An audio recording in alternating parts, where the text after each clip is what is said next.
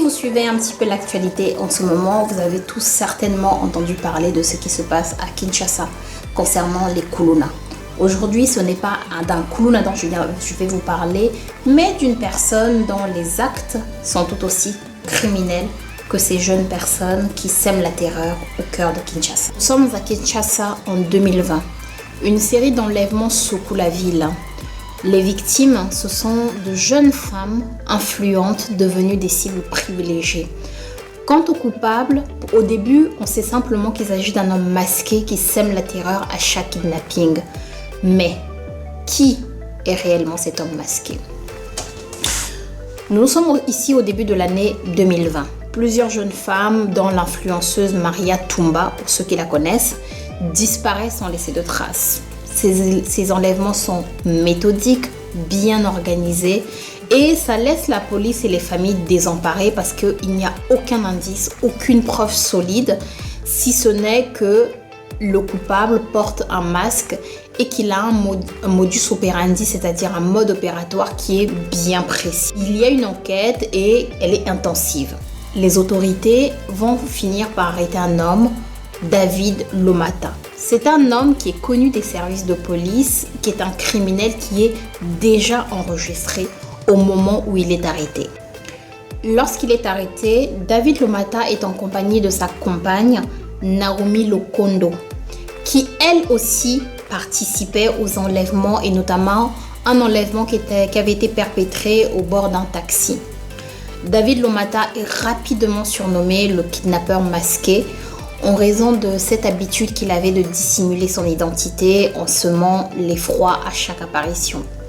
Les preuves qui lient David Lomata au kidnapping étaient suffisamment solides en tout cas, et sa compagne et lui ont été condamnés à 9 ans de prison.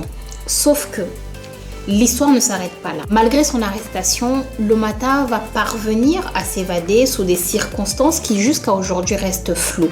D'ailleurs, sa compagne Naomi aussi, puisqu'elle sera retrouvée ultérieurement dans les rues de Kinshasa. En tout cas, David fuit vers Brazzaville au Congo où il va se cacher loin de la justice quinoise qui le recherche. C'est donc une chasse à l'homme internationale qui est lancée, qui va réunir les forces de l'ordre congolaises, les autorités quinoises. L'homme d'abord en fuite est désormais l'objet de toutes les recherches.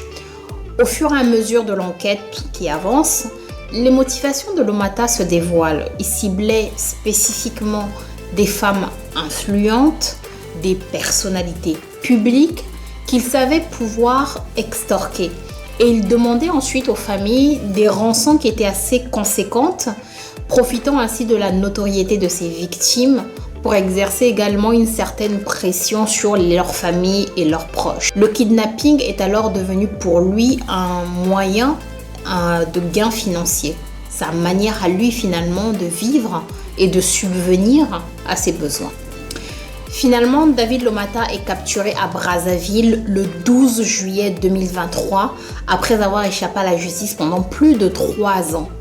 Il est extradé vers Kinshasa où son procès va finalement se tenir. Il va avoir un procès de flagrance, en procédure de flagrance, qui va débuter le 14 juillet 2023 devant le tribunal de grande instance de Kinshasa à Goma. Il y est jugé pour ses crimes, notamment les kidnappings et les tentatives de chantage. Et lors de son audience, il va nier toute association avec un autre criminel notoire qui s'appelle Isaac Kabakaba. Il va affirmer en fait qu'il n'a pas commis d'autres crimes depuis qu'il a été libéré précédemment. Mais ce qu'on retient, c'est que sa capture va mettre fin à un certain règne de terreur, mais laisser derrière lui une ville qui, jusqu'à aujourd'hui, est encore hantée par la peur et la méfiance. Et on l'aura constaté, malgré l'arrestation de Naomi, de David Lomata, la ville de Kinshasa connaît toujours aujourd'hui des troubles, puisque les Kuluna continuent de sévir dans cette ville. Et même si on ne partage pas forcément le traitement qui leur est accordé aujourd'hui, qui est pas tout à fait en phase avec la loi, on ne peut en aucun cas soutenir les actes qui sont commis par ces personnes.